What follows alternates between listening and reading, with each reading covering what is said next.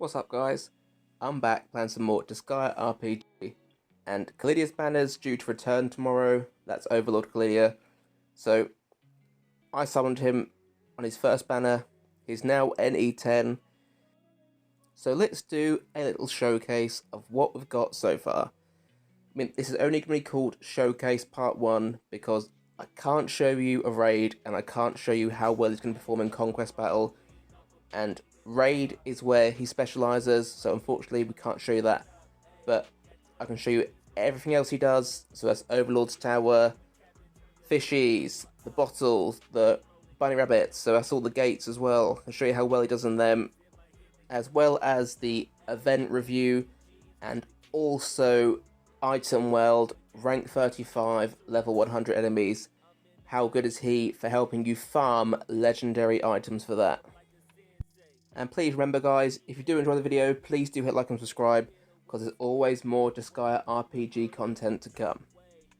And don't worry guys, as well as showing you what he excels at, I'm also going to show you his weaknesses, because he does have a few.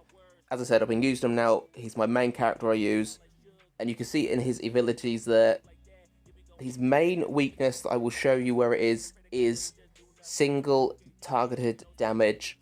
He's not very good at that because only his NE7 is equipped for single damage, but then you're relying for only having one enemy at the start of turn. His NE1, yes, it can be used for single targeted damage, but for the way I use him in farming, I prefer his SP to go more towards the AoE attacks.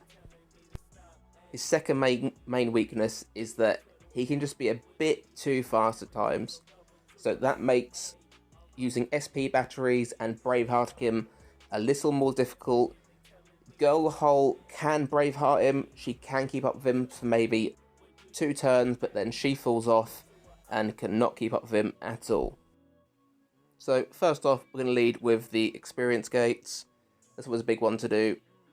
With enough speed boots and the Blue Ranger strategy, I also put in an Awakened Rosalind to give him the 15 SP. He always starts ahead of the Fishers, and you can always then use Initiate Violence, and I have no doubt that when the new stages come out next month, that he's going to be able to absolutely rip through them as quick as anything, as quick as he is, because he is lightning fast, especially with that speed boost. And you really do get to see that more when it comes to the HL gates and the gem gates. You can really see how quick he really is. You see turn 3 here, single move because you run out of SP. Everyone else is going to have a little turn now, and just see already Killidia has already caught up with the bottles, and just after this thief here, boom, overtakes 2 turns before the enemy even gets a chance to attack. They're not going to get a chance, he kills them, he makes it very efficient to farm with him. See, I'll show you the same with the Hellgate, but I will just fast forward it a bit because you've already seen the gist of it. By what I mean, 2 turns per the enemy's turn. That is fantastic. So I'll just skip through this, but I'll skip to the third wave just so you can see again. For the little stuffed bunny rabbits, they're going to get destroyed, as they always do. And when it comes to the farming, you never have to worry about power at all, because he gets that extra attack buff from using skill moves, and you're going to use Initiate Violence for the skills.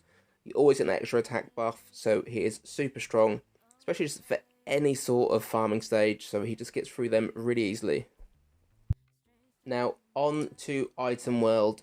Rank 35, level 100. This is where his first weakness is. You can see there, this is my farming team. A couple of thieves, an Etna, who's just a secondary AoE attacker, and a pirate, along with Killidia. So he's not really getting any sort of buffs from his allies here. These first 2 waves are always going to be really easy. But as you'll see on the third wave, this is where his first weakness comes out. Because I'm attacking the main one first, so the item god, there's not a single enemy, so there's no NE7, nothing like that. He cannot finish them off. He's not using a skill, because he's just using a single attack. Not getting his 55% skill buff from that way.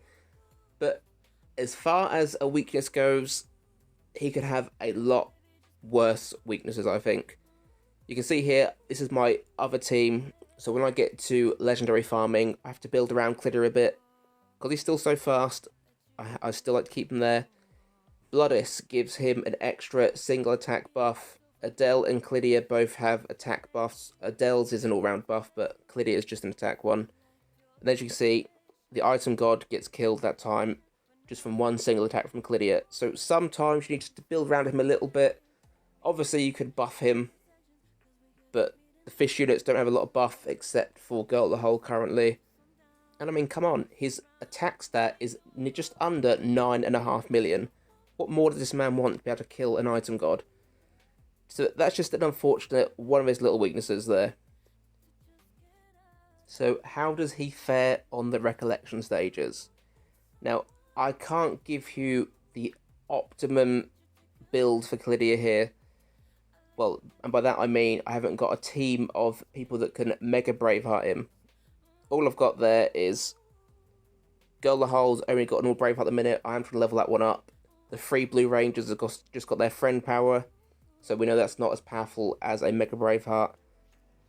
But you can still see it. This is just the second stage, so that's where the enemy's at level 4,900. Same level as Killidia, so he should have no trouble killing these ones. And as you can see, he does kill everything in one attack. So 3 Initiate Violences. Again, bringing in an Awakened Rosalind for that extra 15 SP at the start of battle. But I tried the 6,900 stage, and boy did I regret that.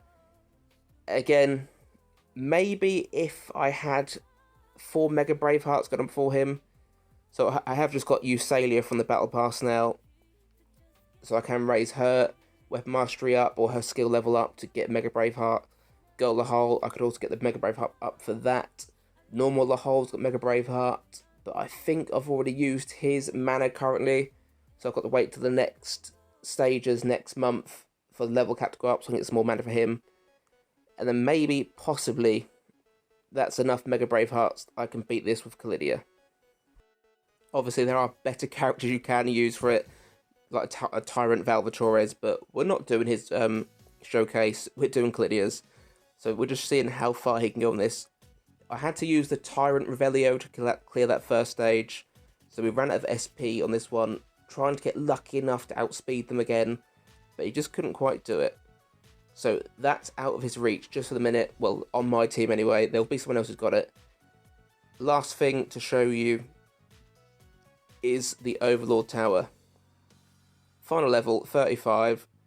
Just going to do some friend buffs. Friend power is our friend, so we're going to use that. Initiate Violence. Gets Tyrant Valvatores down to half health. So now his NE7 is activated. So an extra 100% attack at the start of turn. Gets Tyrant Valvatores' health right down near the end. And again, Tyrant Valvatores only gets him down to half health himself before we kill him. And remember guys, as I said at the start, this is just part 1 of the showcase. When the more challenging content comes out, I'll do a second showcase because he really is going to excel when it comes to raids.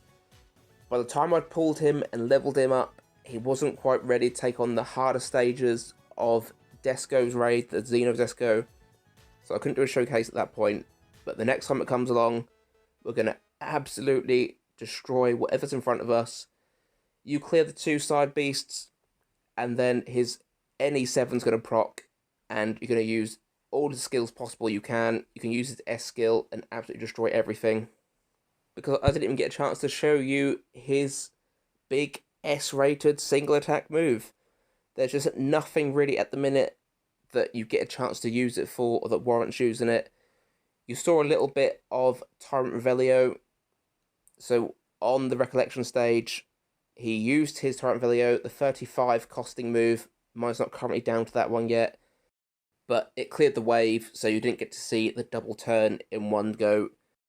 But I'm sure we'll see it in part 2. So he just doesn't have the tools in his arsenal at low SP using his single attacks. It's just not strong enough. But everyone has a weakness. I'm sure every Disgaea character has one or another, and this is Killidia's biggest one. But regardless of that, he's still my favourite unit in the game. and he fits the way that I like to play really well. Anyway, guys, that's part 1 of his showcase. Hope you enjoyed it. If you did like it, guys, please do hit like and subscribe if you're new to the channel, and I will see you again very soon.